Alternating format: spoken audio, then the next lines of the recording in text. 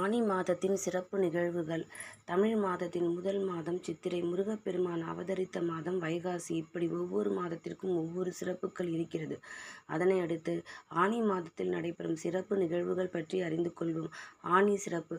உத்தராயண புண்ணிய காலத்தில் கடைசி மாதமாக ஆனி மாதம் போற்றப்படுகிறது.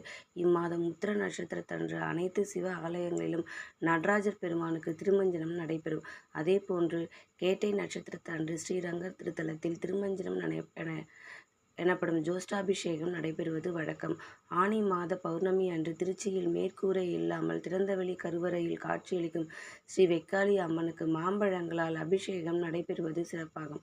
மேலும் அதே நாளில் திருச்சி மலைக்கோட்டையில் உள்ள தாயுமானவர் கோயிலில் வாழைத்தார்கள் சமர்ப்பித்து குடும்பம் வாழையடி வாழையாக வளர வேண்டும் என்று வேண்டிக் கொள்கின்றனர். ஆனி மாத திருநாள் அன்று காரைக்கால் அம்மையாரை சிறப்பிக்கும் விதமான மாங்கனி திருவிழா நடைபெறுவது சிறப்பாகும்.